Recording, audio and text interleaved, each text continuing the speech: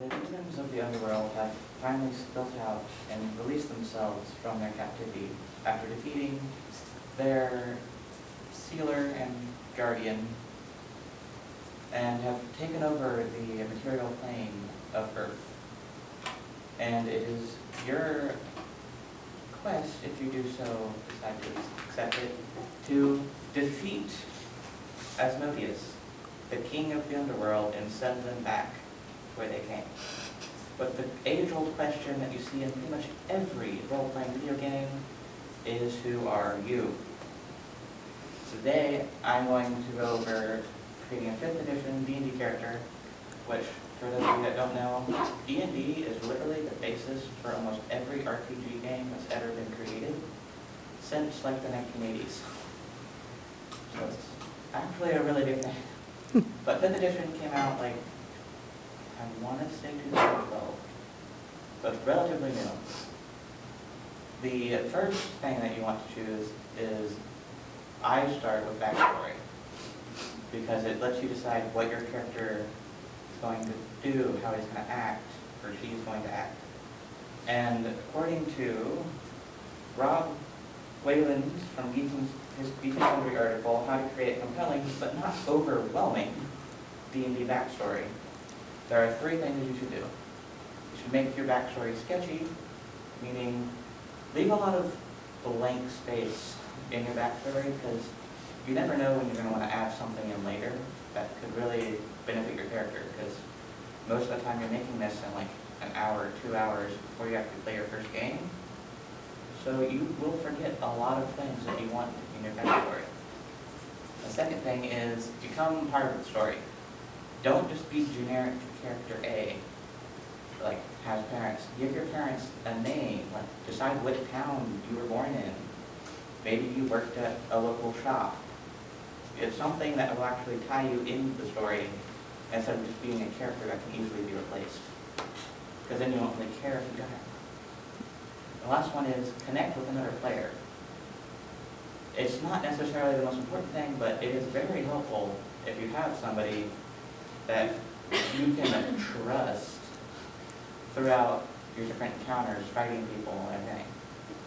But this is what his 3 things that he suggested. But my favorite thing is, if you don't know what to make backstory, just tell your DM or your Dungeon Master that you have amnesia and you don't remember your past.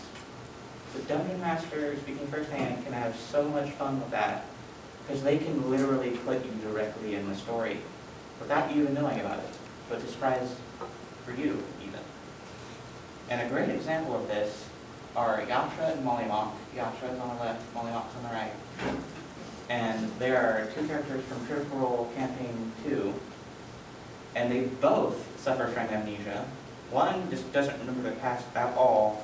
They just woke up in a rainstorm one day, which is Yasha on the left. Mollymock literally crawled out of the ground, and that's the first thing he remembers, is crawling out of his own grave. And so neither remember the past. Both are connected, because after this, they get picked up, after they come back from whatever happened to them, they both join a circus that travels around their place. It's Taldore, it's the name of their large country. And so they both work at the same circus. And then you find out later that they're both very, very tied into the main story of this entire campaign, because they let the DM put them in the story. The next thing is classes, which is what you actually do. And there are 2 main subcategories, which are magical and martial, which is basically non-magical. And under magical, there are 2 more categories of divine and arcane. And those split down into the actual classes. For your divine, you have cleric, paladin, druid, and ranger. Your cleric is basically just the priest in training. They have been given divine powers from their respective gods, which can either be very good or very bad, depending on what god they're worshiping. And they are basically just the priest of a church, or at least training to be priest of a church. The paladin is a holy knight. They are protecting the church. They have powers granted by the gods, just as clerics do, but they are solely to protect the church. And then druids worship the oldest gods, the nature gods, and they have a plethora of nature magic that they have at their disposal to do many different things. And then the last one, ranger. Nobody really knows how they got their power. They were just hunting one day and all of a sudden could augment arrows with vines that tie their prey to the ground and various things like that. But under arcane, you see the more relevant, like most video games types of casters, which are wizard, sorcerer, warlock, and bard. Wizard is your typical, I got a spell book, I've studied for 50 years before I could even cast this spell. And they usually have to spend a lot of money to do anything.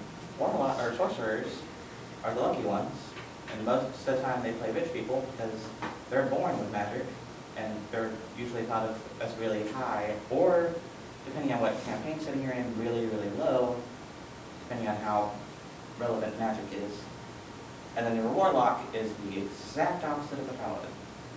It is someone who took a pact instead of an oath to a typically demonic entity. Typically, but there are some exceptions. So they have powers granted by them, and they are also very limited on the powers they have, depending on the connection to that being. And then bard is really just the jack of all trades, can do pretty much anything. They're usually in brothels most of the time. They're everywhere. But then we get into the martial classes, which are your fighter, your monk, your rogue, and your barbarian. Which, if you go outside of the D&D 5th edition Player's Handbook, there are subclasses that can give these for magic, but they're very complicated and insanely overpowered. But the fighter is basically just a knight at a castle. That's pretty much what they are. They wear heavy armor, they have swords, blades, pole arms, any sort of medieval weaponry that you think of pretty much they use. Monks, literally, they're monks. They use their fists, they punch things, and they hurt a lot. But they also have magic of sorts called ki, where they can interact with your bodies in your piece. Rogues, they literally just hide around in shadows and then shoot people from a distance, sneaking up on them.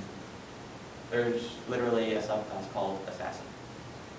And then barbarian is a fighter that typically doesn't wear armor and is very angry.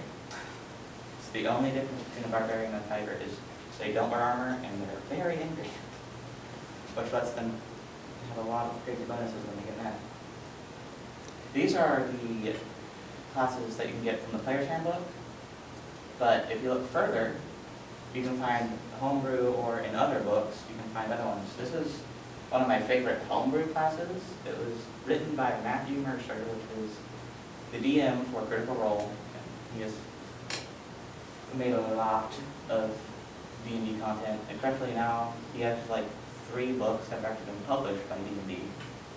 And this is his Blood Hunter class, which is from a movie. I don't remember which movie it is, but they literally can anoint their blades with their own blood and empower them with many different elemental things, such as alchemists and fire. The last thing you need to choose is your race. Now this can either be solely just for fun, or with 5th edition, they started adding more benefits to your race. But I'm not going to go into those because that requires a lot of math, and I'm not after that. The first one is Halfling, which is, most of you probably would know them better as hobbits from Lord of the Rings. They're short, they're very dexterous, and actually make really good rogues if you're planning on using it as a logistical thing. The next one is a gnome, which are also very dexterous, but they're also, when you're not usually playing them as character, or even if you are really good tinkerers, and they're like one of the only peoples with technology, which is mainly just like clockwork and magic stuff. Last smaller race is dwarf, which big things come in small packages because they are insanely strong, insanely good artisans, and can honestly do any strength-based class of pretty good. The next one are humans, which are us, and they are good with any class because you can choose what they're specialized in. Next is elves, which technically there are two different sub-races. There's high elves and wood elves, depending on if you're living in the city or in the middle of the woods and you really matter. And then there's the half elf, which is the mix between human and elf. And then there's the more monstrous classes, which are half orc, which is a mix between an orc and a human. They're very strong and have a built-in rage feature that is aside from a barbarian. So. And then there's the dragonborn, which are literally just a long time ago, a dragon, the human, had a baby. And they've slowly progressed, and by far my favorite race, because they have red bloodeds. So they can spew whatever elemental lineage they have. And finally is a tiefling, which is close to a dragonborn, except instead of a dragon, it was demons. And they were people that got in pacts with demons, and then demons used them as sex slaves. And that was their offspring. Other races, these are, again, some of them are homebrewed, some of them are from things. The Aasimar is a celestial heritage, like this exact opposite of tiefling, just like warlock is the exact opposite of paladin. They are born from angelic blood and are very, very interesting. Aarakocra, born of the god of magic, are basically bird people. They can fly. It's the only really thing interesting about them. That one was actually in the Dungeon Master's guide. And then the last one is a Goliath, which I don't remember where that's from, but in a lot of places, I don't know where it was from originally, but they're basically descendants of giants. So they're very large and very strong and hurt a lot. And that's pretty much it. As soon as you make those 3 decisions, which seem very simple, but trust me, they are not, you basically have a playable character once you do all the fun math. If you're lazy like me, it can easily be done on D&D Beyond, where it does it all for you.